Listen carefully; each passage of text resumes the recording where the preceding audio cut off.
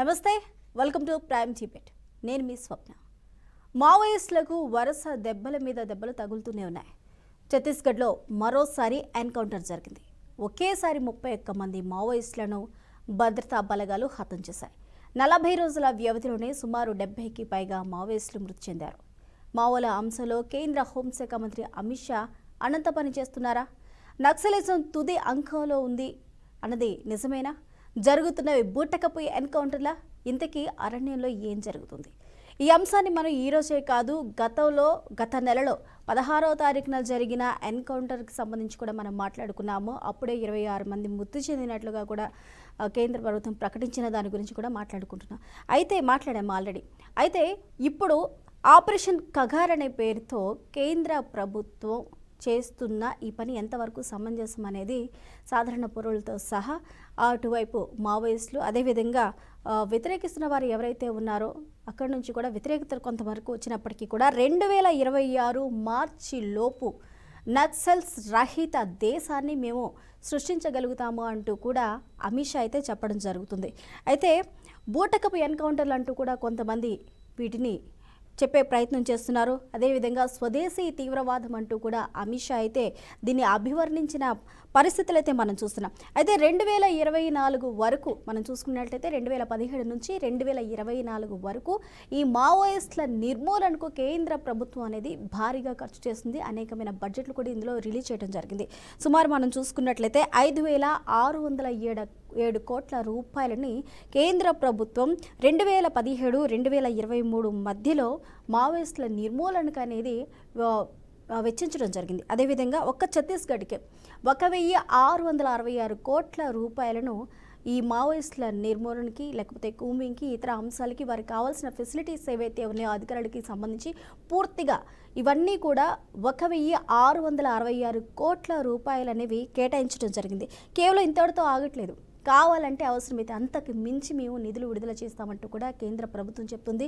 అయితే రాష్ట్రంలో ఇది రెండో అతిపెద్ద కుంబింగ్గా, అదేవిధంగా ఎన్కౌంటర్గా అయితే అభివర్ణిస్తున్నారు. గతంలో చరిత్రలో ఎప్పుడు లేని విధంగా, అంటే సుమారు 40 రోజుల్లో మనం చూసుకున్నట్లయితే ఇక్కడ 70కి పైన 82 మంది వరకు, అంటే సుమారు 82 మంది వరకు మృతి చెందారు. ఇందులో టోటల్గా ఆ చుట్టుపక్కల పరిసర ప్రాంతాలలో 2024 లెక్కల ప్రకారం మనం చూసుకున్నట్లయితే అప్పటికి 287 మంది మావోయిస్టులు ఎదురుకాల్పుల్లో చనిపోయారు. అదేవిధంగా 1000 మంది వరకు అరెస్ట్ చేయడం జరిగింది 2024 ప్రభుత్వం అధికారంలోకి వచ్చిన తర్వాత కేంద్ర ప్రభుత్వం. అదేవిధంగా 837 మంది లొంగిపోయారు. అంటే ఇందులో కొంతమందికి జనజీవన స్రవంతిలో కలిసిపోవడం కానీ, లేకపోతే ప్రభుత్వం నుంచి ప్రోత్సాహకాలు రావడం కానీ అన్నీ జరిగాయి. కానీ మళ్ళీ ఆపరేషన్ కగార్తో కేంద్ర ప్రభుత్వం టోటల్గా మావోయిస్ట్ రహిత దేశాన్ని తీసుకురావడానికి అయితే ప్రయత్నం చేస్తుంది. ఇది 2026 మార్చి 31 లోపు చేసి చూపిస్తామంటూ కూడా అమిత్ షా అయితే చెప్తున్నారు. మరి ఇది ఎంతవరకు సాధ్యమవుతుంది? ఇప్పుడు జరుగుతున్న ఎన్కౌంటర్లు నిజంగా ఎన్కౌంటర్లేనా, కేవలం బూటక ఎన్కౌంటర్లా అనేది కూడా సందేహాలు అయితే వ్యక్తమవుతున్నాయి. రైట్, ఇక ఇదే అంశం గురించి మనతో పాటు మాట్లాడడానికి జూమ్ లైవ్లో మనకి కైలాష్ నేత కాంగ్రెస్ నుంచి ఉన్నారు. అదేవిధంగా బీజేపీ నాయకులు రామ్ రెడ్డి గారు ఉన్నారు. మరి కాసేపట్లో మనకి పొలిటికల్ అనలిస్ట్ కోటేశ్వరరావు గారు కూడా మనకి జాయిన్ అయ్యారు. అందరికీ నమస్కారం అండి.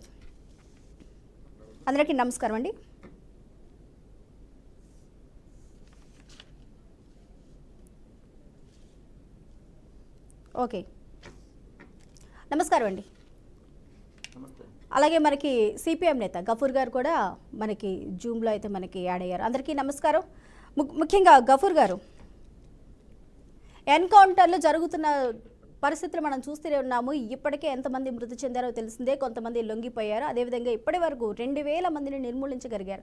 కానీ ఆ చుట్టుపక్కల ప్రాంతంలో ఇంకా 2000 నుంచి 3000 మంది ఇంకా ఉన్నారు. వారందరినీ కూడా మేము బయటకు తీసుకొచ్చే ప్రయత్నం చేస్తాము, స్వదేశంలో ఉన్న తీవ్రవాదం ఏదైతే ఉందో దాన్ని ఉక్కుపాదంతో అణిచివేస్తాము అంటూ కూడా అమిత్ షా చేసిన వ్యాఖ్యలు టోటల్గా అసలు మావోయిస్టుల రహిత దేశాన్ని మేము నిర్మించగలుగుతాము అని చెప్పడం ఎంతవరకు సమంజసం అంటారు? అయితే ఇప్పుడు తీసుకున్న ఆపరేషన్ కగార్ అవ్వచ్చు, లేకపోతే జరుగుతున్న ఎన్కౌంటర్లు అవ్వచ్చు, ఇందులో కూడా జవాన్లు కూడా 2 మృతి చెందారు. 2 జవాన్లు, STFHC జవాన్ ధృవ కావచ్చు, లేకపోతే DRG కానిస్టేబుల్ వసిత్ రేత్ కావచ్చు, వీళ్ళిద్దరూ కూడా మృతి చెందారు. మరి ఇప్పుడు జరుగుతున్న ఈ ఎన్కౌంటర్లు ఏ విధంగా చూడొచ్చు అంటారు? ఇప్పుడు అమిత్ షా గారు, నరేంద్ర మోడీ గారు నక్సల్ సమస్యను ఒక శాంతి భద్రతా సమస్యగా చూస్తున్నారు. ఇది సామాజిక ఆర్థిక పరిస్థితుల్లో తలెత్తినటువంటి ఒక ఉద్యమం. ఇప్పుడు రాజశేఖర రెడ్డి గారు ముఖ్యమంత్రిగా ఉన్నప్పుడు వాళ్ళని చర్చలకు పిలిచారు, చర్చలు జరిగాయి. సరే, చర్చలు విఫలమైండొచ్చు, అది వేరే సంగతి. ఆ రకంగా జనజీవన శ్రవంతిలోకి తీసుకొని రావడానికి ఇప్పుడు ఉండేటువంటి ప్రస్తుత కేంద్ర ప్రభుత్వం సిద్ధంగా లేదు, మాట్లాడడానికి కూడా సిద్ధంగా లేదు. వాళ్ళు వస్తారా నాకు తెలియదు, మాట్లాడడానికి కూడా సిద్ధంగా లేదు. ఎందుకంటే ఇప్పుడు నరేంద్ర మోడీ గారి ప్రభుత్వం పెట్టుబడిదారులకు అత్యవసరంగా అక్కడ ఉండేటువంటి ఖనిజ వనరులు కట్టబెట్టాలనేటువంటి ప్రయత్నాల్లో ఉన్నది. అంటే ఛత్తీస్గఢ్ ప్రాంతంలో ఉండేటువంటి ఖనిజ వనరులన్నింటినీ బయటికి తీసుకొని రావాలంటే నక్సల్ సమస్య వాళ్ళని ఏరియాల్సిందే అనేది నరేంద్ర మోడీ ప్రభుత్వం ఆలోచనగా ఉన్నది. ఇప్పుడు పిట్టెలా కాల్ చేసినారమ్మా. 1.5 నెలల్లో భారతీయ పౌరులు, వీళ్ళేం విదేశీయులా, ఇది ఎక్కడి నుంచో వచ్చిన వాళ్ళ కాదు కదా. భారతదేశంలో ఉండేటువంటి పౌరులు ఒక సిద్ధాంతం, అది వక్ర సిద్ధాంతం కావచ్చు, తప్పుడు సిద్ధాంతం కావచ్చు, ఆ సిద్ధాంతం వాళ్ళు నమ్మారు, పోయినారు. ప్రజానికం ఇప్పుడు అస్సాం ఎజిటేషన్ జరిగింది, ఆయుధాలు పట్టుకుని పిలిచి మాట్లాడలేదా? నాగాల్యాండ్లో ఆయుధాలు పట్టుకుని పిలిచి మాట్లాడలేదా? నాగా ఉగ్రవాదులతో ఒప్పందాలు చేసుకోలేదా? కాబట్టి వీళ్ళని పిలిచి మాట్లాడవచ్చు. 1-2 సార్లు ప్రయత్నాలు చేసినా వాళ్ళు వినకుండా వాళ్ళు మనుషులు చంపుతూ ఉంటే సరే మాకు తప్పదు అని చెప్పొచ్చు. అట్లా కాకుండా కాల్చేయండి, ఎంతమందినైనా కాల్చేయండి, పిట్టెల్ని, గొర్రెల్ని, మేకల్ని నరికేయండి అన్నట్లుగా ఉంది. 30 మంది 40 మంది ఎన్కౌంటర్ అంటారమ్మా దీన్ని. ఎన్కౌంటర్లో 30 మంది ఒకే చోట చచ్చిపోతారా? వీళ్ళేం సావరా? ఎవరో ఒకరిద్దరు. కాబట్టి ఇది దుర్మార్గం కేంద్ర ప్రభుత్వాన్ని. అయితే నక్సలైట్ సిద్ధాంతాన్ని నేను సమర్థించడం లేదు. నక్సలైట్ సిద్ధాంతం అనేటువంటిది జనాన్ని వదిలిపెట్టి వాళ్ళు తుపాకులు నమ్ముకొని తుపాకుల ద్వారా విప్లవం తీసుకొని వస్తారు. తుపాకులు విప్లవం తేలేమమ్మా, ప్రపంచంలో ఏ దేశంలో తేలేదు. మాతో తగాదా పడినారు, మా వాళ్ళని కూడా చాలా మందిని చెప్పారు వాళ్ళు, అది వేరే సంగతి. ఇప్పటికైనా మేము చెప్పేది ఏమిటంటే నక్సలైట్స్ను బయటికి తీసుకొని రావడానికి మీరు ప్రయత్నం చేయండి. ఆ రకంగా జనజీవన శ్రవంతిలో తీసుకోండి. లేదు, అరెస్ట్ చేయండి, అరెస్ట్ చేసి జైల్లో పెట్టండి. వాళ్ళ మీద హత్యా నేరాలు ఉంటే హత్యా నేరాల కింద కేసులు పెట్టండి. Let the law take its own course. వాళ్ళకాలు ఉరి తీయాలంటే ఉరి తీయండి, అంతే తప్ప ఇదేందండి పోలీసులకు తుపాకులు ఇచ్చి కాల్ చేయండి అని 30 మందిని 40 మందిని. ఏం అసలు అరాచకం, ఏం అరాచకం ఇది? రాజ్యహింస ఈ రకంగా అంటే తమకు సరిపోదంతే కాల్ చేస్తారా? చాలా దుర్మార్గం ఇది. మనుషుల్ని పిట్టలా కాల్ చేయడం మాత్రం ఇది చట్టాన్ని అపహాస్యం చేయడం, ఇది రాజ్యాంగ ఉల్లంఘన. తోటి పౌరుల్ని దుర్మార్గంగా చంపడం కోసం పోలీసు వాళ్ళని పెట్టడం, ఎస్టీఎఫ్ని పెట్టడం మాత్రం ఇది క్షమించరాని నేరం అమ్మ కేంద్ర ప్రభుత్వాన్ని. ఏమంత అత్యవసరం వచ్చింది వీళ్ళకు? ఏమి అంత ఆ రకంగా లోపల దొరబడి చంపుతున్నారు అంటే అక్కడ ఖనిజ వనరులు ఉన్నాయి, అది అదానికి కావాలి ఇప్పుడు అర్జెంటుగా. ఆ ప్రాంతం అంతా అదానికో అంబానికో అప్పచెప్పాలా? ఇది చాలా దుర్మార్గం, తీవ్రంగా ఖండిస్తున్నాం. ఓకే గఫూర్ గారు, ఒక నిమిషం హోల్డ్ అవునండి. రామ్రెడ్డి గారు, జరుగుతున్న ఎన్కౌంటర్, ఛత్తీస్గఢ్ పరిసర ప్రాంతాల్లో జరుగుతున్న ఎన్కౌంటర్కి సంబంధించి కేవలం అక్కడ ఉన్న ఖనిజ సంపదని దోచి అక్కడున్న అదానికి కానీ అంబానీకి కానీ కట్టబెట్టడానికి మాత్రమే అక్కడ ఉన్న వారిని మావోయిస్టుల పేరుతో హతం చేస్తున్నారు. ఇది కేవలం బూటకపు ఎన్కౌంటర్లు మాత్రమే అంటూ కూడా చెప్తున్నారు. అంటే కేవలం అక్కడ మాత్రమే నక్సల్స్ లేరు. దేశవ్యాప్తంగా కొన్ని ప్రాంతాలలో నక్సలిజం ఉంది, నక్సల్స్ ఉన్నారు. కానీ కేవలం అదే ప్రాంతం మీద ఎక్కువగా ఎందుకు ఫోకస్ చేయడం జరిగింది? అంటే అక్కడ అడవి ప్రాంతంలో ఉన్న ఖనిజ సంపద కావచ్చు, ఇతర సంపద కావచ్చు, దోచుకునే ప్రయత్నంలో భాగంగానే అక్కడ మావోయిస్టులను నిర్మూలించే ప్రయత్నం చేస్తుందా బీజేపీ? కేంద్ర ప్రభుత్వం అనటం కన్నా ఇక్కడ బీజేపీ అని ప్రస్తావిస్తున్నారు. మన దేశం ఆర్థికంగా డెవలప్ కావడం, మన దేశ ప్రజలు మన దేశ ఉత్పత్తులనే కొనడం చైనా భక్తులకు ఇష్టం ఉండదు. దాని మీద భయంకర విష ప్రచారం చేయాలి. చైనా వస్తువులు ఇక్కడ అమ్ముడు పోతే వాళ్ళకేం చాలా సంతోషంగా ఉంటుంది. అదే భారతీయ పారిశ్రామికవేత్తలు ఎవరైనా, టాటా కానీ బిర్లా కానీ ఎవరైనా డెవలప్ అయ్యి కానీ ఏం చేస్తే దాని మీద వాళ్ళు చైనా ఆదేశాల ప్రకారం విషం జిమ్ముతుంటారు. అది చైనా భక్తుల గురించి తెలిసిన వాళ్ళకు అర్థమవుతుంది. సరే, అది సెకండరీ విషయం, అది ఫస్ట్ విషయం కాదు. కానీ ఫస్ట్ అది చెప్తున్నారు. రెండో విషయం ఏంటంటే నక్సలిజాన్ని మేము సమర్థించాం, మా వాళ్ళని కూడా చంపారు వాళ్ళు, ఇంతకుముందు చర్చలు జరిగినాయి, విఫలమైనవి, ఇవన్నీ చెప్తూనే ఏ ప్రభుత్వమైనా, ఇంతకుముందు కాంగ్రెస్ 55 సంవత్సరాలు కేంద్రంలో పరిపాలన చేసింది, తెలుగు రాష్ట్రాల్లో కూడా 45 సంవత్సరాలు పరిపాలన చేసింది. మరి చర్చల ద్వారా సఫలమైందా? కాలే. మరి ఎట్లా చర్చల ద్వారా సఫలం ఇంతకుముందు జరిగింది బాబు, నక్సల్స్ ఈ రాష్ట్రంలో సఫలమైంది, మీరు ఆ పని చేయండి చెప్తారా? లేదు. మరి ఎక్కడ సఫలం కానప్పుడు చర్చలు చేసి ఏం లాభం? అదొక అయ్యా, పాయింట్ నెంబర్ చూడరా, 1. ఒక్క మాట అమ్మా, ఒక్క మాట నేను అడుగుతాను. డిస్టర్బ్ చేయాలండి మీరు ఒక్క మాట నేను మాట్లాడుతున్నారు. అడుగుతాను. మీరు ఒక డిస్టర్బ్ నిమిషం చేయలేదు, చెప్తున్నాను. ఒక నిమిషం అండి. రామరెడ్డి గారు తను ఒక్క మాట అడుగుతానన్నారు. ఆ ఒక్క మాట మన అవకాశం ఇద్దాం. గుమ్మడికాయ దొంగ అంటే భుజాలు తరుక్కున్నట్టు నువ్వు నా మాట్లాడు. దేశం తింటానికి. నీ అబ్బా చెప్తా, ఈ దేశం గుమ్మడికాయ దొంగ అబ్బా అంటే చెప్తా. భుజాలు తరుక్కోవడం ఏం మాట్లాడుతున్నావయ్యా?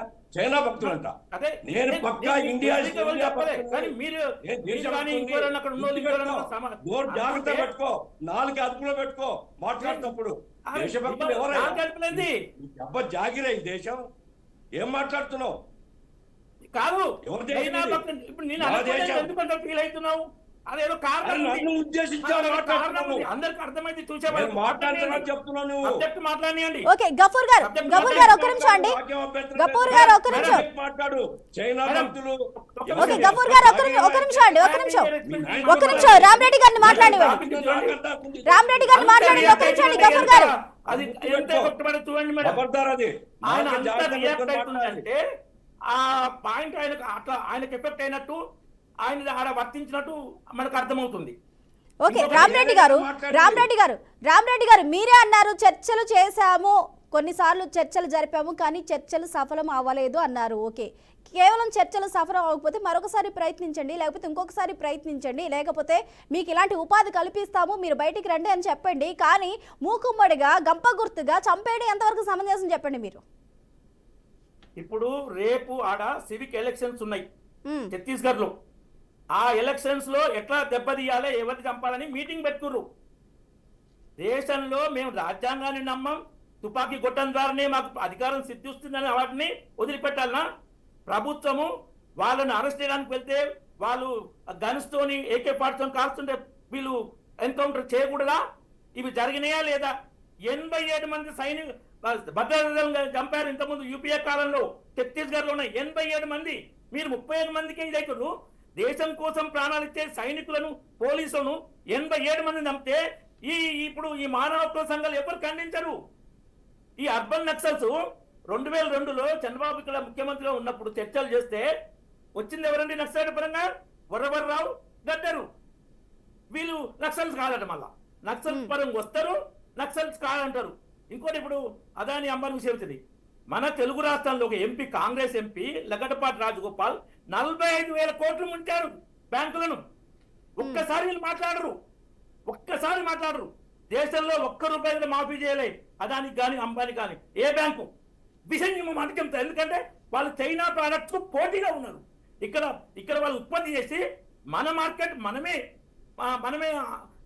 అంటే యూజ్ చేసుకోవాలి, విదేశీయులకు ఇవ్వకూడదు. చైనా కానీ ఇంతకుముందు వెస్టర్న్ కంట్రీస్ కూడా చాలా మల్టీనేషనల్ ఏజెన్సీస్ ఉండే, ఎవరు వాటి మీద ప్రచారం చేయాలి. ఓకే రామరెడ్డి గారు ఇక్కడ మీరు ఇంకొక అంశాన్ని తీసుకొచ్చారు. ఇప్పుడు ఆదానికి అంబానీకి సంబంధించి ఒక్క రూపాయి కూడా ఏ బ్యాంకు మాఫీ చేయలేదు అంటున్నారు. అది మీరు తెలిసే చెప్తున్నారా? 100% నేను ఛాలెంజ్ చేసి చెప్తున్నా. ఓకే, ఇంకోటి లగడపాటి రాజగోపాల్ 45,000 కోట్లు బ్యాంకును ముంచుండు. ఏ మీడియా కానీ ఎంత వచ్చింది చెప్పండి? ఈ నాయకులు ఎవరైనా మాట్లాడింది ఇంతకుముందు? కాంగ్రెస్ ఎంపీ అప్పుడు ఆయన లోన్ తీసుకున్నప్పుడు. తర్వాత విజయ్ మాల్యాకు 7,000 కోట్ల లోపు కాంగ్రెస్ ఇచ్చింది లోను. 12,000 14,000 వసూలైనాయి. ఆయన మొత్తుకుంటూ లబోదిబో, నాకు ఇచ్చిన 7,000 లోపే పద్నాలుగు చేసింది బీజేపీ ప్రభుత్వాన్ని. ఇట్లా ఉంటాయి రాజకీయాలు. ఈ నక్సల్స్ విషయం మాట్లాడాలి. ముఖ్యమైన విషయం, ఇప్పుడు రాజ్యాంగాన్ని లెక్క పెట్టకుండా తుపాకులతోటి ప్రజలను ఏంటంటే వీళ్ళు పోలీస్ ఏజెంట్లని చెప్పి అడ్డగోలుగా చంపుతూ మొన్న చంపారు ఒక సర్పంచ్ను, ఎలక్షన్ లో పోటీ చేస్తున్నాయను. మరి దాని మీద ఎవరు మాట్లాడలే. అంటే ప్రజాస్వామ్యం ఉండాలనా వద్దా? నక్సలిజమేనా? ఓకే అండి. రామరెడ్డి గారు ఒక్క నిమిషం హోల్డ్ అవునండి. కైలాష్ నేత గారు ఏదైతే ఇప్పుడు జరుగుతున్న ఈ ఎన్కౌంటర్స్ ఉన్నాయో అవి ప్రజల శ్రేయస్ కోసం చేస్తున్నవి మాత్రమే, దేశ రక్షణ కోసం చేస్తున్నవి మాత్రమే అంటున్నారు. అదేవిధంగా అమిత్ షా ఇక్కడ వాడిన పదాన్ని కూడా మనం చూసుకోవాలి, లేకపోతే అంతర్గతంగా ఉన్న తీవ్రవాదంగా ఆయన అభివర్ణించారు. ఇక రాష్ట్రంలో కానీ దేశంలో ఉన్న తీవ్రవాదంగా ఆయన అభివర్ణించారు ఇక్కడ ఈ మావోయిస్టులకు సంబంధించిన దాన్ని కూడా. టోటల్గా రాబోయే ఎలక్షన్స్ ఉన్నాయి కాబట్టి ఇక్కడ ఏ నేతలని చంపాలి, ఎవరిని చంపాలి, ఆ ఎలక్షన్స్ అనేవి ఏ విధంగా ఆపాలి అనే ఒక ప్రణాళికను మావోయిస్టులందరూ కూడా వేసుకోవడం జరిగింది. వీటిలో ఆపడం ఎంతవరకు ఆపకపోవడం తప్పవుతుంది కానీ ఆపితే తప్పవదు. అదేవిధంగా పోలీస్ ఇన్ఫార్మర్ల పేరుతో కూడా అనేక మంది అమాయకులని ప్రాణాలు తీయడం జరిగింది అని కూడా చెప్తున్నారు. అలాంటప్పుడు దీన్ని సమర్థించే వాళ్ళు ఉన్నారు, కానీ ఎంతవరకు సమర్థించవచ్చు అంటున్నారు అనేక మంది. ఈ రోజు కాదండి, మనం గతంలో కూడా విన్నాం. పోలీస్ ఇన్ఫార్మర్ అని చెప్పడం, ఎక్కడో ఒక చోట చంపేయడం, ఈయనకి పోలీస్ ఇన్ఫార్మర్ అని చెప్పేసి ఒక ట్యాగ్ లైన్ తగిలించడం, ఇవన్నీ కూడా గతంలో జరిగాయి. గత కొంతకాలం నుంచి ఇది ఈనాటి సమస్య కాదు, ఎప్పటి నుంచో కూడా మనం చూస్తూనే ఉన్నాము. మరి దీన్ని మీరు ఏ విధంగా వ్యతిరేకిస్తారు? కరెక్టే అంటారా? నమస్కారం. ప్యానల్లో ఉన్న పెద్దలకు, బీఆర్కే న్యూస్ వారికి, మీకు అందరికి కూడా నమస్కారం. మేడం, సామాజికమైనటువంటి ఒక ఉద్యమంగా మనం చూడాల్సినటువంటి అవసరం ఉంది. కానీ భారత ప్రజాస్వామ్య వ్యవస్థలో డెఫినెట్గా బ్యాలెట్కి మాత్రమే ఛాయిస్ ఉంటుంది, బుల్లెట్కి ఛాన్స్ లేదు. ఎందుకంటున్నంటే ఈ దేశంలో వచ్చినటువంటి అన్ని విప్లవాలు కానీ, తర్వాత ఈ దేశంలో జరిగినటువంటి స్వాతంత్ర ఉద్యమాలు కానీ, అక్కడి నుంచి ఇక్కడి వరకు ఇప్పటికున్న చివరి మన తెలంగాణ రాష్ట్రంలో జరిగినటువంటి ఎంఆర్పిఎస్ ఉద్యమం వరకు అన్నీ కూడా ప్రజాస్వామ్యమైన పద్ధతుల ఒకట హింసకు తావు లేకుండా, వ్యక్తులని హననం చేయకుండా, వ్యక్తిగతమైనటువంటి ప్రకటన లేకుండా భారతదేశంలో ఒక రాజ్యాంగం ఇచ్చినటువంటి హక్కుల ద్వారా సాధించుకున్నాం. కానీ అప్పుడున్నటువంటి వివక్షత, అన్యాయము, దోపిడీ, సామాజిక భూస్వామ్య పొడలిస్టుల యొక్క అరాచకాలు, అన్యాయాలు, అంటరానితనం, వీటన్నీ ఆధారంగా వచ్చినటువంటి వ్యవస్థ. నక్సలెట్ అనేది ఊరికేనే పుట్టలేదు. ఎందుకు చెప్తున్నా ఈ మాట అంటే, మా చిన్నతనాన అంటే 1990 ఆ ప్రాంతంలో కూడా ఊర్లలో ఉండేటువంటి భూస్వామ్యాలు, బూర్జువాలు, అది ఏ కులమైన ఉండొచ్చు, ఆ సామాజిక వర్గం ఏదైతే అరాచకం చేస్తుందో అదే సామాజిక వర్గంలో మళ్ళీ కొంతమంది తిరుగుబాటు చేశారు. అయితే ఇక్కడ మనం నక్సలిజాన్ని పూర్తిగా గన్ను ద్వారా భారతదేశంలో మరి అటువంటి స్థాపన చేస్తాము, ప్రజాస్వామ్య స్థాపన చేస్తాడే సాధ్యం కాదు. ఎందుకంటే దేశంలో వివిధమైనటువంటి మతాలు, కులాలు, వర్గాలు, రాజకీయ ఆలోచనలు. ఇప్పుడు జమ్మూ కాశ్మీర్లో ఉన్న వాళ్ళకు ఆలోచన ఒక రకంగా ఉంది, గుజరాత్లో ఒక రకంగా ఉంటుంది, తెలంగాణ విప్లవాలు, పోరాటాలు ఇటువంటి వాటికి ఉంటుంది, ఒరిస్సాకు పోతే కొంత వేరే రకంగా ఉంటుంది, కర్ణాటక, ఆ తర్వాత తమిళనాడు పోతే బిజినెస్ టైపు, అందరు రకరకాలైనటువంటి ఆలోచనలు ఉన్నారు. కానీ భారతదేశంలో ఎప్పుడు కూడా తుపాకీ గుట్టం ద్వారా ప్రజాస్వామ్యం రాదు రాదు రాదు, ఇది 100% నిజం. కానీ ఇప్పుడున్నటువంటి పాలకులు ఎవరైతే దేశంలో పరిపాలన చేస్తున్నటువంటి మోడీ గారు కానీ, సమసమాజ స్థాపన అంటే వారు ఏం చెప్తా ఉన్నారు, జాతీయకరణ, ఒకే దేశం, ఒకే ఎన్నికలు, ఒకే ప్రజలు అంటున్నప్పుడు సమాజంలో వివక్షత ఉంది. ఆ వివక్షతని రూపుమాపడానికి మీరు తీసుకునే చర్యలు ఆ దిశగా ప్రయాణం జరగటం లేదు కదా. ఇవాళ సంపద కొన్ని ప్రాంతాల వారికి, కొన్ని వర్గాల వారికే ఇస్తున్నారు. ఇప్పుడు ఉదాహరణకు మీరు సోదరులు ఇంతకుముందు చెప్పినారు, రామరెడ్డి గారు, భారతీయ జనతా పార్టీ, రైట్, గుజరాత్కి మాత్రమే అనేక కార్యక్రమాలు ఇస్తారు, అది తెలంగాణకు వచ్చేసరికి వివక్షత జరుగుతుంటుంది. మరి కొన్ని ప్రాంతాలకు పారిశ్రమలు ఇస్తుంటారు, మరి కొన్ని ప్రాంతాలకు విమానాశ్రయాలు ఇస్తుంటారు.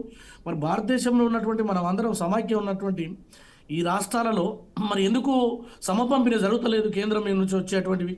రెండో విషయం, తక్షణంగా ఎట్లా రూపుమాపుతారు? భూ పంపిణీ జరుగుతుందా ఈ దేశంలో? ఇంకా ఈ దేశంలో ఉండబడేటువంటి 50% ఉన్న బీసీలలో 70% భూమి లేని వారు ఉన్నారు. దళితులలో 90 నుంచి 90% ఈ దేశంలో భూమి మరి లేదు. ఆర్థికంగా అసమానతలు ఉన్నాయి, ఉద్యోగాలు వస్తలేవు, నిరుద్యోగులు ఆత్మహత్యలు చేసుకుంటారు. ఇప్పుడు స్వతంత్రం నుంచి ఈనాటి వరకు అన్ని ప్రయత్నాలు చేసుకుంటూ వస్తున్నాం. కైలాష్ నేత గారు, అంటే ఆర్థిక సామాజిక అసమానతల వల్ల, కైలాష్ నేత గారు, ఆర్థిక సామాజిక అసమానతల వల్ల ఈ మావోయిజం పుట్టింది, ఈ నక్సలిజం పుట్టిందని మీరు చెప్తున్నారు, అదే చెప్పే ప్రయత్నం చేస్తున్నారు. కాకపోతే ఇక్కడ మనకి గఫూర్ గారు చెప్పినట్లు ఏదైతే ఉందో, ఇక్కడ ఉన్న ఖనిజ సంపదను ఎవరైతే పెద్దవారు ఉన్నారో, గతం నుంచి కొన్ని ఆరోపణలు బీజేపీ ఏదైతే ఎదుర్కొంటూ ఉందో, అదానీ కావచ్చు, అంబానీ కావచ్చు, బడా బాబులకి కట్టబెట్టే ప్రయత్నంలో భాగంగానే ఎన్కౌంటర్లు జరుగుతున్నాయి అనేది.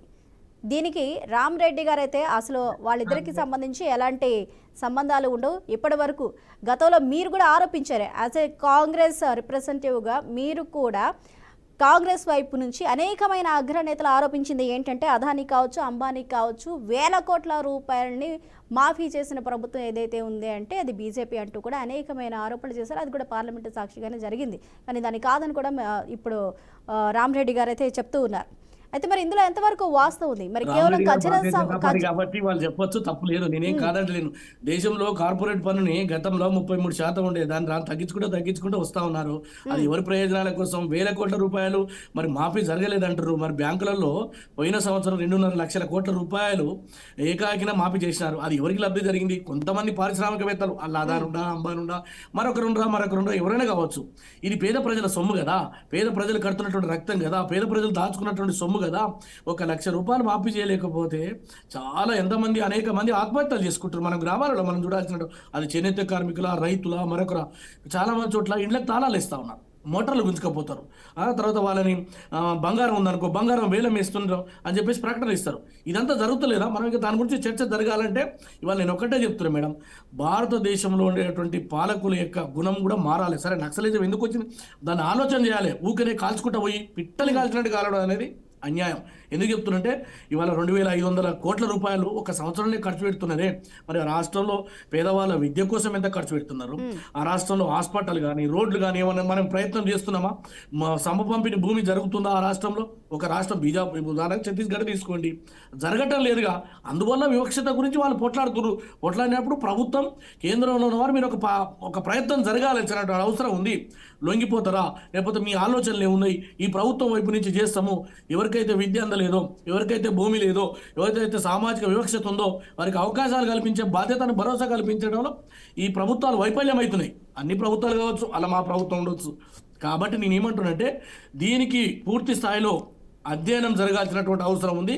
ఈ దేశంలో నక్సలిజం రూపుమాపాలంటే సామాజిక వివక్షత, అన్యాయము, దోపిడీ ఇవన్నీ జరిగిన రోజు మాత్రమే జరుగుతుంది తప్ప అప్పటి వరకు అది ఇంకో రూపంలో ఉంటుంది. ఇలా గన్ను పట్టిన వాళ్ళు కొంతమంది ప్రశ్నిస్తుండొచ్చు కళల రూపంలో, కొంతమంది మాట్లాడుతుండొచ్చు, కొంతమంది ఉద్యమాలు చేస్తుండొచ్చు గన్ను లేకుండా. అది కూడా నక్సలిజం అంటే ఎట్లా? ఇంత మనం సోదరులు అన్నారు అర్బన్ నక్సలైట్లు అని.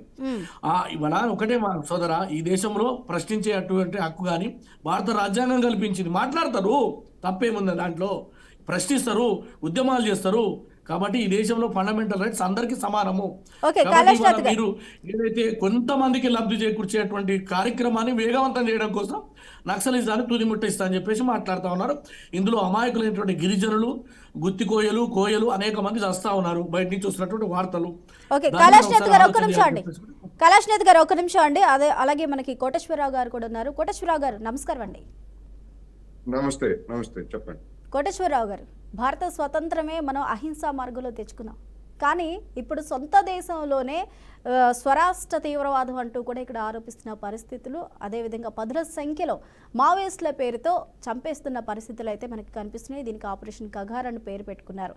అయితే ఇది మునుముందు ఇంకా ఎంత తీవ్ర స్థాయికి వెళ్తుంది అనేది అంచనాలు కూడా అందటం లేదు. ఎందుకంటే ప్రభుత్వం తరపు నుంచి చేసే పనులు ప్రభుత్వం చేస్తూ ఉంది. దానికి ధీటుగానే నక్సల్స్ మందుపాత్రలు పెట్టడం కానీ, లేకపోతే వేరే విధంగా వారి యాక్టివిటీస్ని వాళ్ళు ప్రజెంట్ చేయడం కానీ జరుగుతుంది. అంటే ఇక్కడ పోటాపోటీగా నువ్వెంతంటే నువ్వెంత అనే పరిస్థితులు అయితే ఇక్కడ మనకి స్పష్టంగా కనిపిస్తున్నాయి.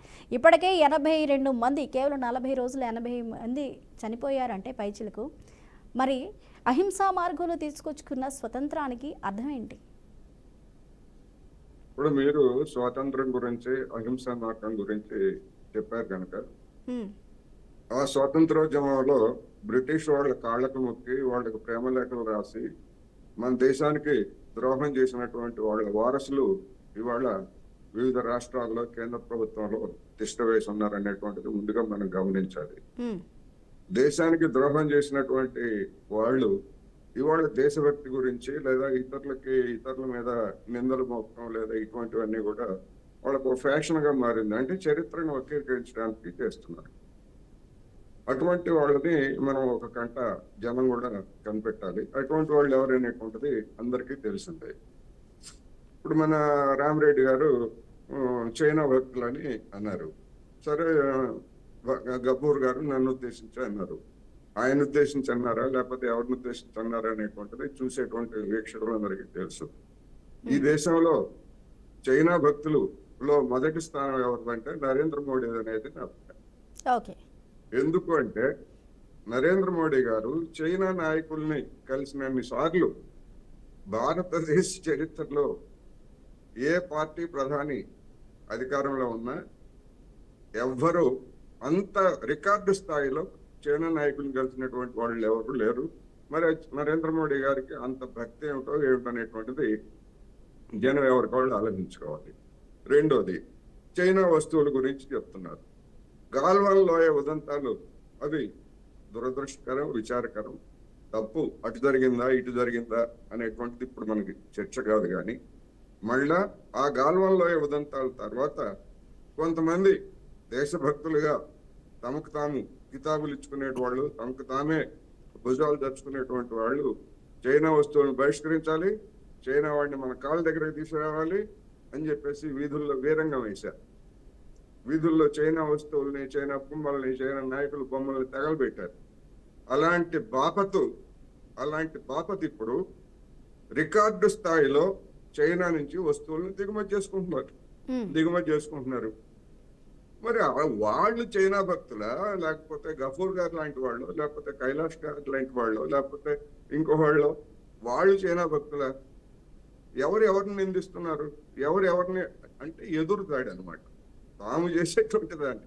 అదే చైనా నుంచి గాల్వాన్ లోయ తర్వాత పెట్టుబడులు రావడానికి వీలు లేదు అని చెప్పేసి నిషేధాలు విధించినటువంటి వాళ్ళు మళ్ళా ఇవాళ చైనా నుంచి మేము పెట్టుబడులు తీసుకుంటామని చెప్పేసి చెప్తున్నారు. ఎవరి కాళ్ళ దగ్గరికి వెళ్ళారు? ఎవరు చైనా భక్తులు అనేది సరే వీక్షకులు నిర్ణయించుకుంటారు. ఇక నక్సల్స్ విషయానికి వస్తే గఫూర్ గారు చెప్పినట్టుగా సహజ సంపదలు, అవి రేవులు కావచ్చు, లేదా అటవీ సంపదలు కావచ్చు, లేదా ఖనిజ సంపదలు కావచ్చు, వీటన్నింటినీ కార్పొరేట్లు కొట్టేయడానికి చూస్తున్నారు. ఒక చోట అదానీ కావచ్చు, ఒక చోట అంబానీ కావచ్చు, లేదా మరొక చోట మరొకరు కావచ్చు. వాళ్ళందరికీ ఆయా ప్రాంతాల్లో ఎలాంటి ప్రతిఘటన లేదా ప్రజా ఉద్యమాలు లేకుండా చూసేందుకే ఈ విధమైనటువంటి ఒక్కొక్క ప్రాంతంలో ఒక్కొక్క విధమైనటువంటి అణిచివేత, గిరిజనులు కావచ్చు, గిరిజనేతరులు కావచ్చు, లేదా వాళ్ళ తరఫున పనిచేసేటువంటి సంస్థలు కావచ్చు, వాళ్ళందరూ అణిచివేత సాగుతూ ఉంటాయి. ఇప్పుడు కేంద్ర ప్రభుత్వము ఈ విధంగా మేము 2026 కల్లా, మేము మార్చి కల్లా మేము మొత్తాన్ని అంతటినీ నాశనం చేసేస్తామని చెప్తున్నారు. మరి వీళ్ళకి నిజానికి ప్రజాస్వామ్య పద్ధతుల మీద చర్చలు ఉంటే, నమ్మకం ఉంటే వాళ్ళని చర్చలకు ఎందుకు పిలవరు? ఈ దేశంలో ఈశాన్య ప్రాంతాల్లో అనేక మంది ఉగ్రవాదులుగా ఉన్నటువంటి వాళ్ళు వివిధ రకాల ఉగ్రవాద సంస్థల పేరుతో ఉన్నారు. వాళ్ళందరితోటి గతంలో కాంగ్రెస్ ప్రభుత్వాలు ఒప్పందాలు చేసుకున్నాయి. ఆ ఒప్పందాలు మరి ఈ బీజేపీ పాలకులు కూడా వాటినన్నింటినీ కూడా గౌరవించి చేస్తున్నారు, చర్చలు జరుపుతున్నారు కదా. ఎందుకని నక్సలైట్స్ తోటి చర్చలకు మా వైపు నుంచి మేము ఆహ్వానం పలుకుతున్నాం అనేటువంటి ఒక్క మాట కేంద్ర ప్రభుత్వం నుంచి ఎందుకు రాలేదు? ఓకే, కోటేశ్వరరావు గారు, అసలు చర్చలకి కేంద్ర ప్రభుత్వం ఎందుకు సుముఖత చూపించట్లేదు అనే అంశం గురించి మనం మాట్లాడుకునే ముందు ఫర్ ద పీపుల్లో షార్ట్ బ్రేక్ తీసుకుందాం. బ్రేక్ అనంతరం డిబేట్ కంటిన్యూ చేద్దాం. Stay with us. Welcome back to for the people. భూమి కోసం భుక్తి కోసం అంటూ గత ఆనాడు మొదలైన ఈ నక్సలిజం అనేది ఇంకా కొనసాగుతూనే ఉంది. టెక్నాలజీ పెరిగినా, ఉపాధి పెరిగినా ఇంకా కూడా అడవుల్లోనే మేము తిరుగుతాము, అడవుల నుంచి మేము పోరాటం చేస్తాము అనేది ఎంతవరకు సమంజసం అనేది వారు కూడా ఆలోచించాలి. ఎందుకంటే అనేకమైన సంక్షేమ పథకాలు ప్రభుత్వాల దగ్గర నుంచి వస్తున్నప్పటికీ, విద్యా ఉపాధి కల్పిస్తున్నామని చెప్తున్నప్పటికీ కూడా వెనకడుగు ఎందుకు వేస్తున్నారు, దానికి గల కారణాలు అనేవి ఇప్పటికి కూడా మిస్టరీగానే ఉంది. అయితే భూస్వామ్య వ్యవస్థలకు వ్యతిరేకంగా పోరాడటమే నినాదంగా నక్సలిజం ఆనాడు పుట్టిందని చెప్పుకున్నప్పటికీ కూడా ఇప్పుడు రంగు మారింది అని చెప్పడంలో కూడా ఎలాంటి సందేహం లేదు. ఎందుకంటే ఒకవైపు పాజిటివ్ ఏ విధంగా ఉంటుందో నెగిటివ్ కూడా అదే విధంగా ఉంటుంది. రైట్. ఇక కోటేశ్వరరావు గారు, ప్రభుత్వాలు చర్చలకి ఎందుకు రండి అంటూ ఒక మాట చెప్పలేకపోతుంది? ఇందాక మీరు అన్నట్లే దాని గురించి మనం ప్రస్తుతం మాట్లాడదాం. చెప్పండి. కేంద్ర ప్రభుత్వానికి అలాంటి ప్రజాస్వామ్య ప్రక్రియ పట్ల విశ్వాసం లేదు, గౌరవం లేదు. ఈ కారణంగానే మాట మాత్రంగా కూడా వాళ్ళు కానీ, లేదా వివిధ రాష్ట్ర ప్రభుత్వాలు కానీ, ఒక కేంద్రాన్ని అంటలేదు, వివిధ రాష్ట్ర ప్రభుత్వాలు కానీ అటువంటి ప్రక్రియకు పూనుకోవడం లేదు. ఎందుకు అంటే నిజానికి అలాంటి విశ్వాసం ఉంటే, ఒకవేళ ఆహ్వానించి ఉంటే రాకపోయేట్లయితే మావోయిస్టులు కావచ్చు, మరేదా మరొక ఉగ్రవాద ఆయుధాలు పెట్టినటువంటి మరొక ఉగ్రవాద సంస్థ కావచ్చు, వాళ్ళ కోర్టులో ఉండేది. జనానికి కూడా అవును నిజంగానే కేంద్రం పిలిచింది కదా, లేదా ఫలానా రాష్ట్రం పిలిచింది కదా, ఎందుకు వీళ్ళు రారు అనేటువంటి సమస్య తలెత్తుతుంది. కానీ ఇక్కడ అటువంటిది లేదు. ఏకపక్షంగా కోవర్టులని లేదా ఇతరత్ర సమాచారాన్ని సేకరించి నిద్రపోయేటువంటి వాళ్ళని లేదా నిరాయుధులుగా ఉన్నటువంటి వాళ్ళందరినీ కూడా పిట్టల్లాగా కాల్చివేసి ఇది ఎన్కౌంటర్ పేరుతోటి చేస్తున్నారు. అయితే ఇక్కడ మనం గమనించాల్సింది ఏంటంటే నక్సలైట్స్ గా ఉన్నటువంటి వాళ్ళు కూడా గతంలో బలిమెల ప్రాంతంలో కావచ్చు లేదా మరొక ప్రాంతంలో కావచ్చు మందు పాత్రలు పెట్టి ఏమార్చి భద్రతా దళాలను అనేక మందిని చంపివేసినటువంటి ఉదంతం కూడా జరిగింది. దాన్ని ఎవరు సమర్థించట్లేదు. దాన్ని మీరు సమర్థించరా, దాన్ని ఖండించారా అని చెప్పేసి కొంతమంది అడ్డు సవాళ్ళు ఇస్తుంటారు. అది వాళ్ళకి తెలుసు. అటువంటి చర్యలని భారతదేశంలో గుర్తింపు పొందినటువంటి ఏ రాజకీయ పార్టీ, అది సిపిఎం, సిపిఐ సహా ఏ పార్టీ వాళ్ళు కూడా దాన్ని ఎక్కడ సమర్థించలేదు, అనేక సందర్భాల్లో ఖండించారు. అందువల్ల రాజ్యహింస వేరు లేదా మరొకటి ఆ తేడా ఉందనేటువంటిది కూడా మనం గమనించాలి. అందుకని ఇక్కడికి వచ్చేసరికి కేంద్ర ప్రభుత్వం అటువంటి చర్య ఎందుకు తీసుకోవట్లేదంటే నేను ముందే చెప్పినట్టుగా. అయితే మరి ఈ సమస్యని మన అమిత్ షా గారు చెప్తున్నట్టుగా 2026 మార్చి 31 నాటికి పూర్తిగా అంతరిస్తుందా అంటే అది అంతరించేటువంటి సమస్య కాదు. ప్రపంచంలో అనేక దేశాల్లో ఈ విధంగా తిరుగుబాటు తుపాకీ పట్టినటువంటి వాళ్ళని ఆ దేశాల్లో ఎక్కడ అణచివేయలేరు. ఎందుకంటే దోపిడీ, అణచివేత, దుర్మార్గము, దాడులు పేద ప్రజల మీద జరుగుతున్నంత కాలం ఏదో ఒక రూపంలో కొత్తగా ఈ ప్రతిఘటన ఉంటుంది. అందువల్ల బీజేపీ మరి ఛత్తీస్గఢ్ రాష్ట్రంలో పరిపాలన చేసింది, దీర్ఘకాలం పరిపాలన చేసింది.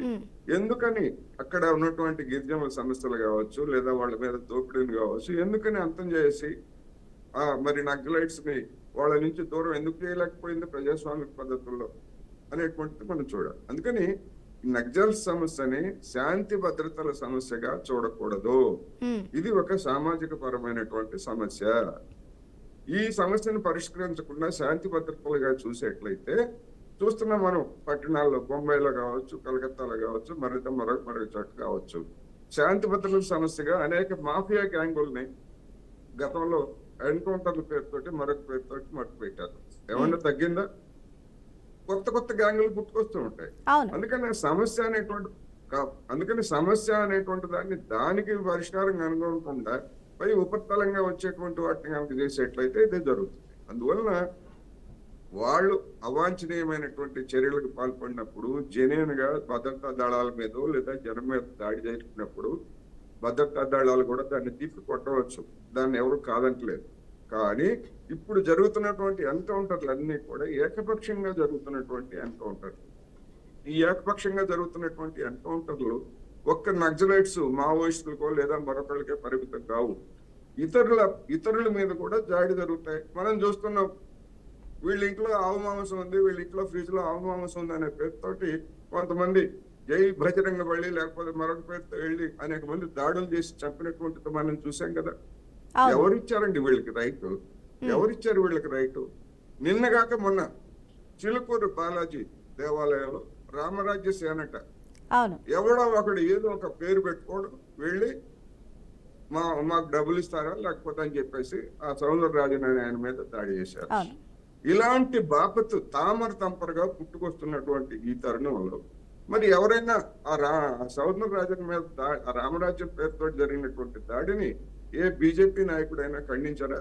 లేదు, ఇంతవరకు నేను పేపర్లో కానీ టీవీల్లో కానీ నేను ఎక్కడ చూడలేదు. వాళ్ళు ధర్నాలు చేశారా? పోనీ అన్న బీజేపీ నాయకులు కానీ లేదా విశ్వ హిందూ మాకేం సంబంధం లేదు వీడు దుర్మార్గుడు అని లేదు, చేయలేదు. ఎందుకని సమర్థిస్తున్నట్టు సౌందరరాజన్ మీద దాడిని?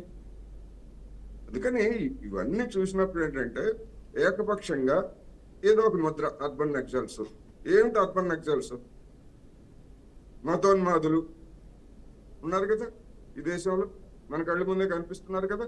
అందువల్ల దానికి చిలుకూరు బాలాజీనే ఎవరు పోనీ చిలుకూరు బాలాజీ ఏమన్నా పరమతానికి చెందినటువంటి వ్యక్తి, ఆయన హిందూ మతానికి చెందినటువంటి వ్యక్తి, భక్తుడు, పూజారి, డాలర్ దేవుడుగా బాలాజీ పేరుతో ఉన్నటువంటి వ్యక్తి. అంటే వాళ్ళని కూడా సహించరు. అందుకని నక్సల్స్ మీద ఎన్కౌంటర్లని ఎవరైనా సమర్థించారంటే రేపు మన మీదకే వస్తుంది. ఇది మనం మన ఆహారం కావచ్చు, మన వేషభాషలు కావచ్చు, మేము చెప్పినట్టుగా మీరు బట్టేసుకోలేదు, మేము చెప్పినట్టుగా మీరు తినలేదని చెప్పేసి ఇలాంటి బాపత్తు, ఇలాంటి ఉన్మాదులు, మతోన్మాదులు ఎవరి మీదైనా దాడి చేయొచ్చు. అందుకని ప్రజాస్వామిక పద్ధతుల్లో సమస్యను పరిష్కరించాలి. లేకపోయేట్లయితే వాళ్ళని పట్టుకోండి, జైల్లో పెట్టండి. అనేక లక్షల మంది జైల్లో ఉన్నారు కదా ఇప్పుడు. మరి కొంతమందిని పెడితే ఏం నష్టమే వచ్చింది? మీరు చెప్పినటువంటి నెక్లైట్స్ 10,000 మందో 5,000 మందో ఉంటారు. వాళ్ళందరినీ పట్టుకోండి, జైల్లో పెట్టండి. వెక్టర్ వీళ్ళు ఎందుకు అంటే అమెరికా నుంచి భారతదేశానికి తరలించినటువంటి వాళ్ళని పశువుల్లాగా వేడిలు వేస్తే ఇది తప్పు అని చెప్పలేనటువంటి విశ్వగురు 56 అంగుళాల ఛాతీ ఉన్నటువంటి పెద్ద మనిషి ఈ దేశంలో పరిపాలన చేస్తున్నారు. ఏం చెప్తారు వీళ్ళు మానవ హక్కుల గురించి లేకపోతే ఇంకో దాని గురించి అనేది ప్రశ్న. ఓకే ఓకే కోటేశ్వరరావు గారు ఒక నిమిషం హోల్డ్ అవునండి. గఫూర్ గారు ఎక్స్ఎమ్మెల్యే గుమ్మడి నరసయ్య గత నెల 16వ తారీఖున జరిగిన ఎన్కౌంటర్లను ఉద్దేశించి ఆయన సంచలనకరమైన కామెంట్ చేశారు. ఒకవేళ కేంద్ర ప్రభుత్వం ఇదే రీతిలో ముందుకు వెళితే, ఈ హత్యాకాండని ఈ విధంగానే ఎంకరేజ్ చేస్తే, ఈ మారణకాండ ఆపకపోతే ప్రజలే తిరగబడే పరిస్థితి వస్తుంది. ప్రజలందరే నక్సల్స్ అవుతారు. ఎందుకంటే ఇవి ప్రజలకు కానీ మనోభావాలకు కానీ వ్యతిరేకంగా ఉన్నాయి. ప్రతి ఒక్కరు కూడా వ్యతిరేకంగా వచ్చే పరిస్థితులు అయితే కనిపిస్తున్నాయి. అక్కడి వరకు మీరు తెచ్చుకోవద్దు అంటూ కూడా ఆయన కేంద్ర ప్రభుత్వానికి హెచ్చరికలు అయితే చేయడం జరిగింది. అయితే ఇక్కడ కేటాయిస్తున్న బడ్జెట్ కూడా నక్సల్స్ మావోయిసానికి కేటాయిస్తున్న బడ్జెట్ కూడా మనం చూసినట్లయితే 5,607 కోట్లు, ఒక ఛత్తీస్గఢ్కే 1,666 కోట్లు. అంటే ఈ ప్రాంతాన్ని అభివృద్ధి చేయాలంటే ఈ మేర సరిపోదా? ఆ రాష్ట్రంలో ఇంకా అవసరమైతే, దీని నిర్మూలనకి ఇంకా అవసరమైతే దీనికి సంబంధించి ఇంకా రెండింతలు మూడింతలు ఎక్స్ట్రా కావాలన్నా కానీ మేము సిద్ధంగా ఉన్నామంటూ కూడా కేంద్ర ప్రభుత్వం చెప్తుంది. మరి అది ఆ ఛత్తీస్గఢ్ రాష్ట్ర అభివృద్ధికో లేకపోతే జనజీవన స్రవంతిలో కలిసిపోయే వారికి ప్రోత్సాహకాలో లేకపోతే వారికి ఉపాధి అవకాశాలకో మీరు వెచ్చించి ఉన్నట్లయితే ఖచ్చితంగా అందులో చాలామంది స్వచ్ఛందంగా బయటకు వచ్చే అవకాశాలు ఉంటాయి. గతంలో అనేక మంది జనజీవన స్రవంతిలో కలిసిపోయి సహజ జీవనాన్ని గడుపుతున్న వారు అనేక మంది ఉన్నారు. మరి ఆ దిశగా ఎందుకు వెళ్ళట్లేదు అంటారు వీళ్ళు? గఫూర్ గారు చూడండమ్మా, ఒకటి మనం గమనించాలి. నక్సలైట్ సిద్ధాంతం అనేటువంటిది సరే ఇంటర్నేషనల్ గా అదొక సిద్ధాంతం. అది సాయుధ తిరుగుబాటు ద్వారా విప్లవం వస్తుందని ఆచరణలో సాధ్యం కాదు అనేది భారతదేశ పరిస్థితులను బట్టి అది తేలిపోయింది. ఒకప్పుడు నక్సల్ మూవ్మెంట్ బెంగాల్లో ఉండింది, ఆంధ్రాలో ఉండింది, ఒరిస్సాలో ఉండింది, మహారాష్ట్రలో ఉండింది. అది క్రమేపీ బలహీనపడి ఛత్తీస్గఢ్ అడవులకు మాత్రమే పరిమితమై లిమిటెడ్ సంఖ్యలో వాళ్ళు ఉన్నారు. ఆ ఉద్యమం అది కరెక్ట్ ఉద్యమం, అది వాళ్ళు చేసిందంతా కరెక్ట్ అని నేను చెప్పడం లేదు. నేను చెప్పాను, ఇంత ముందు కూడా చెప్పాను నేను. మా పార్టీ వాళ్ళ మీద దాడులు చేశారు, మా పార్టీ వాళ్ళు కూడా చాలా మంది వాళ్ళ హత్యకు గురైనారు. అయితే ఆ కోపంతో చంపండి వాళ్ళని మానవత్వంలో ఎవడన్నాడమ్మా? మానవత్వం ఉంది మాకు. కాబట్టి వాళ్ళు తప్పు చేస్తే ఆ తప్పుకు నరేంద్ర మోడీ లేదా అమిత్ షా చేసే తప్పు అది కరెక్ట్ అని చెప్పడానికి మాకు మనసొప్పదు. ఇప్పుడు ఈరోజు జరుగుతున్నది ఏమిటి? వరుసగా ఆ రక్తం తడి కూడా ఆరకముందే 30 మంది 40 మంది 50 మంది ఏంటమ్మా ఇది? పశువుల ఏమన్నా వీళ్ళు కాల్ చంపడానికి? వాళ్ళకు సిద్ధాంతం అమ్మా. ఈ కొంతమంది కుహానా దేశభక్తులు ఉన్నారు, వాళ్ళు అబ్బసొత్తు అంటున్నారు దేశాన్ని, వాళ్ళు ప్రాణత్యాగం చేస్తున్నారు ప్రజల కోసం. వాళ్ళేమో ఆస్తులు సంపాదించుకోవడంలే, వాళ్ళేమో ప్రభుత్వ ఆస్తులను తీసుకొని పోయి వాళ్ళు సొంతంగా బతకడం లేదు. వాళ్ళకు తప్పుడు సిద్ధాంతాన్ని నమ్మారు, తప్పుడు పద్ధతిలో పోయినారు, ఆ రకంగా ప్రాణత్యాగం చేస్తున్నారు. ఆ సానుభూతి ఉండాలి కదా మన దేశం పౌరులను చంపడం మీద. ఆ రకంగా అందుకోసం మేము ఈ హత్యాకాండ మాత్రం తీవ్రంగా ఖండిస్తున్నాం. అమ్మా, రెండవది ఏమంటే ఇప్పుడు అదాని భక్తి కనపడుతుందమ్మా. మాటలో అదాని భక్తి కనపడుతుంది, అంబానీ భక్తి కనపడుతుంది. నేను ఛాలెంజ్ చేస్తున్నానమ్మా.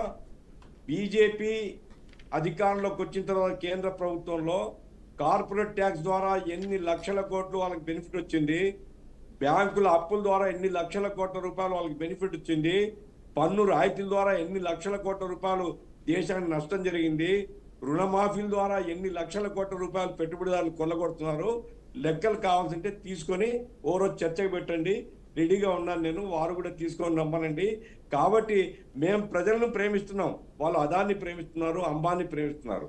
కాబట్టి ప్రజల్ని ప్రేమించేవాడు ప్రజలు చనిపోతే బాధపడతాడు. ఈ దేశంలో అంతేకాదమ్మా, అసలు ఉరి శిక్షలు ఉండకూడదని ప్రపంచవ్యాప్తంగా పెద్ద ఉద్యమం ఉంది.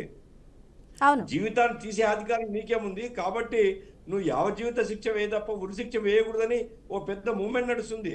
అట్టటప్పుడు కోర్టు లేదు, చట్టము లేదు, విచారణ లేదు. మేమే శిక్షిస్తాం, మేమే ఎలిమినేట్ చేస్తాం, మేమే ఏరేస్తాం. నిన్ను ఏరేసినప్పుడు కూడా ఇదే మాట అంటే అప్పుడు సంతోషం. ప్రజలు ఎవరిని క్షమించరు ఈ రకమైనటువంటి అహంకారంతో. ఇప్పుడు ఎంత పోయినారు వాళ్ళు? ఆయన స్టాన్ స్వామి అర్బన్ నక్సల్ అంట. అట్లాగే ఇప్పుడు మొన్న నరేంద్ర మోడీ గారు చెప్పారు రాహుల్ గాంధీ అర్బన్ నక్సల్ జాబితాకు చెందినవాడని. అంటే ఈ రోజు ప్రతిపక్షాలు ఎవడు కూడా నక్సలైట్లుగా చూడటం తప్ప, తీవ్రవాదులుగా చూడటం తప్ప, ప్రతిపక్షాలు లేని సమాజం నిర్మించాలనుకుంటున్నారు. సరే, ప్రజలు గుణపాఠం చెప్తారు. మొన్న ఎన్నికల్లో బాగానే చెంపలెబ్బ పడినాయి. రేపు ఓకే గఫూర్ గారు, రాబోయే కాలంలో గఫూర్ గారు ఒక్క అధికారులు. నిమిషం అండి. నా పాయింట్ ఒక్కటే, కేంద్ర ప్రభుత్వం ఒక్క మాట, కేంద్ర ప్రభుత్వం చర్చలు జరపమనండి, కేంద్ర ప్రభుత్వం అరెస్ట్ చేయమనండి, కఠినంగా శిక్షలు వేయమనండి, జైల్లో పెట్టమనండి, ప్రజానీకానికి సంక్షేమ పథకాలు ఇచ్చి నక్సలైట్ నుంచి వాళ్ళని వేరు చేయమనండి. ఎవరికేమో అభ్యంతరం లేదు. కానీ ఈ గుంపు హత్యలు మాత్రం మానవ హక్కులకు విరుద్ధం అని నేను మాత్రం చెప్తున్నాను. మేమేం నక్సలైట్లం కాదు, నక్సలైట్ సపోర్ట్ చేసే వాళ్ళం కాదు. ఓకే గఫూర్ గారు ఒక్క నిమిషం అండి, ఒక్క నిమిషం హోల్డ్లో ఉండండి. రామ్ రెడ్డి గారు, ఎవరైనా ఒక ఉద్యమాన్ని తెర మీదకి తీసుకొచ్చినా, వారిని నిరసన వ్యక్తపరిచినా అది ప్రభుత్వ లోపం అయి ఉండొచ్చు, లేకపోతే వారికి అధికారుల దగ్గర నుంచి వస్తున్న నిర్లక్ష్య వైఖరి అవ్వచ్చు.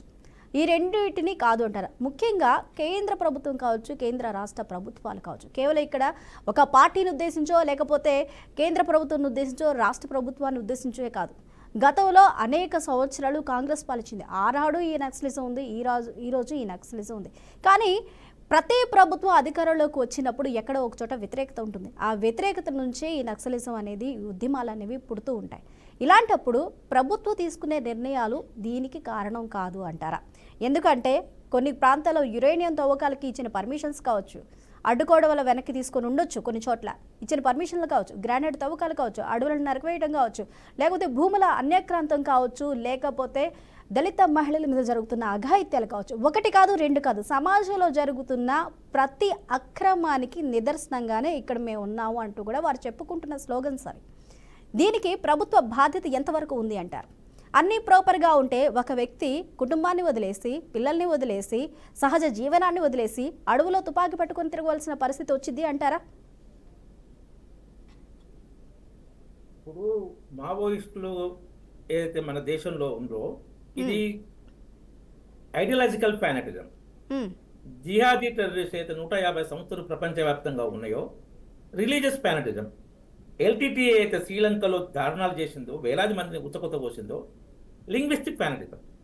ఈ ఫ్యానటిజం వచ్చినప్పుడు దాని వెనుక ఏదున్నా ఇలాంటి శ్రీలంక అధ్యక్షుడినే చంపేశారు. చాలా దారుణాలు జరిగాయి. మన రాజీవ్ గాంధీని కూడా, మాజీ ప్రధాని రాజీవ్ గాంధీ కూడా ఎల్టీటీ వాళ్ళే. మనకు తెలుసు. మోడీ గారు స్పష్టంగా ప్రపంచ వేదికల్లో ఎన్నోసార్లు చెప్పారు, టెర్రరిజంలో గుడ్ టెర్రరిజం, బ్యాడ్ టెర్రరిజం అని ఉంటాయి.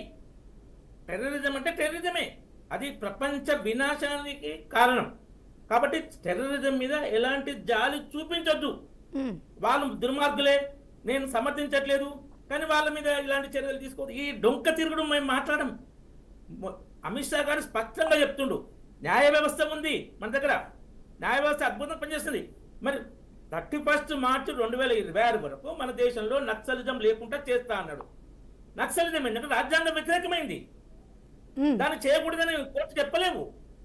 రాజ్యాంగాన్ని అంగీకరించాయి, ప్రభుత్వాలను అంగీకరించాయి, ప్రజాస్వామ్యాన్ని అంగీకరించాయి. ఇంకోటి చర్చలు జరపచ్చుగా అని డ్రామాలు చేస్తున్నారు. ఒక రాష్ట్రం ఎన్నో వేరే పార్టీల ప్రభుత్వాలు 33 ఏళ్ళు సిపిఎం పాలించిన బెంగాల్లో చర్చలు ఏమైనా సక్సెస్ అయిందా? కేరళ ఇప్పుడు అధికారం ఉంది, చర్చలు ఏమైనా సక్సెస్ అయిందా? జార్ఖండ్ లో కాంగ్రెస్ జేఎంఎం ఉంది, చర్చలతో ఏమైనా సక్సెస్ అయిందా? వాళ్ళ చర్చలు ఎలా ఉంటాయంటే అండర్స్టాండింగ్, లోపాయకారి ఒప్పందాలు. మీకు ఎగ్జాంపుల్ చెప్తాను, నక్సల్స్తో ఎట్లా చేస్తారంటే 2005లో ఈ రామకృష్ణ సీనియర్ నాయకుడు, స్ట్రాంగ్ నాయకుడు, నక్సల్స్ నాయకుడు, మన గ్రేహౌన్స్ ఏదో మన తెలుగు అప్పుడు యునైటెడ్ స్టేట్ అంటే యునైటెడ్ ఆంధ్రప్రదేశ్ సమైక్య రాష్ట్రంలో చుట్టుముడితే ఇదే వరవర్రావు, ఇదే పౌర హక్కుల సంఘ రాష్ట్ర అధ్యక్షుడు వెళ్ళి జానారెడ్డి హోమ్ మినిస్టర్ మీద ఒత్తిడి తెచ్చి, అక్కడ కేసీఆర్ కూడా కేంద్రంలో ఉన్నాడు, టీఆర్ఎస్ వీళ్ళు వాళ్ళంతా ఒత్తిడి తెచ్చి ఏదో సైనిక బలగాలు, గ్రేహౌన్స్, పోలీస్ దళాలు, సైనిక దళాలు పారామిలిటరీ ఫోర్స్ చుట్టుముట్టిన వాళ్ళని వెనుకకు పంపించారు.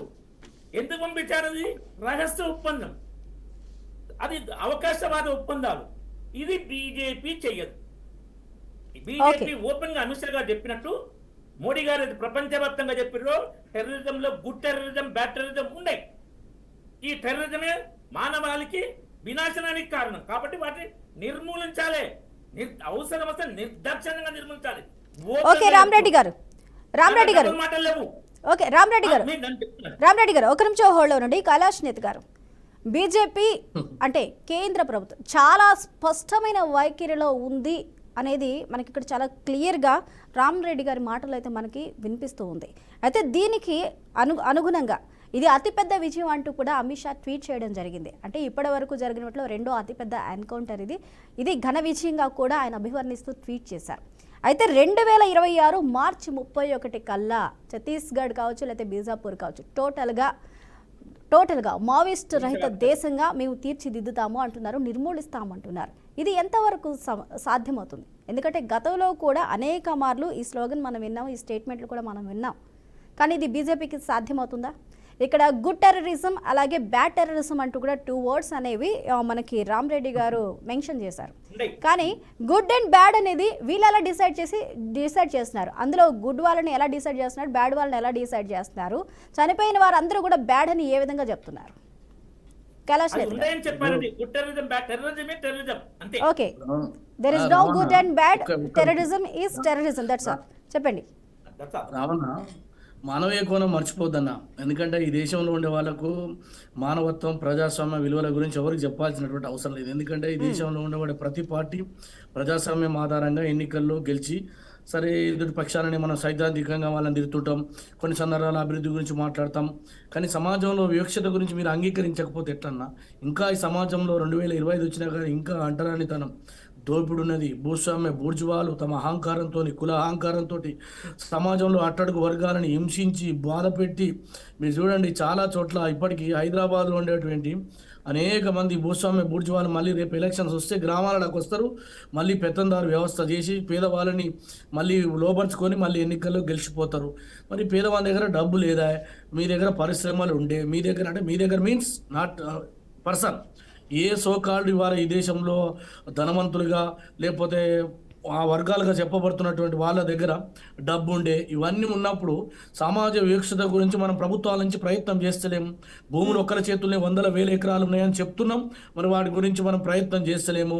పరిశ్రమలు ఒక చేతుల్లో ఉంటున్నాయి, బ్యాంకుల దగ్గర డబ్బులు తెచ్చుకుంటారు, ఎదురు కొడతారు. మనమేం చైనాకు వ్యతిరేకం అంటాము, వాడేమో ఇక్కడ అరుణాచల్ ప్రదేశ్ మొత్తం ఆక్రమిస్తాడు, కాశ్మీర్ల పైన ఉన్నటువంటి భాగం మొత్తం ఆక్రమిస్తాడు. ఇది కాదు కదా ఈ దేశంలో జరగాల్సినటువంటి. నెహ్రూ కాలంలో జరిగింది చైనా ఆక్రమణ. ఓకే అండి, ఓకే 1962 ఓకే. కైలాష్ నేత్ గారు, రామరెడ్డి గారు, మీరు ఏదైనా రామరెడ్డి గారు ఎవరి మీద చెప్పండి.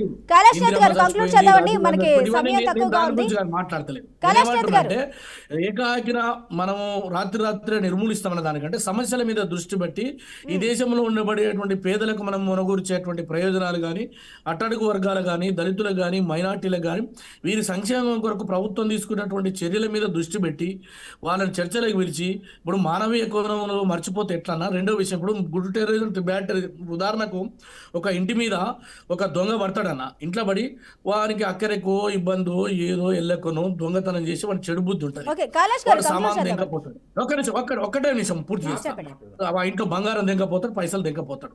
కానీ మరొక దొంగ ఏం చేస్తాడంటే ఆ ఇంట్లో దొంగతనం చేసి పోత యజమానిని తలకాయ బల కొట్టేసి లేకపోతే మరో చెడు ప్రయత్నం చేసి పోతాడన్న. ఈ ఇద్దరిట్లలో ఎవరు బ్యాడ్ అన్నా? నేను ఒక్కటే మాట్లాడుతున్నాను, సంపినోడు బ్యాడ్ కదా. అట్లనే ఇవాళ నక్సలైట్లు కూడా కొన్ని చోట్ల నేనేమంటున్నాంటే సమాజ హితం కోసం పనిచేసిన వాళ్ళు ఉన్నారు కదా. నేనేమంటున్నా, మీరు చంపడం కంటే ప్రయత్నం మన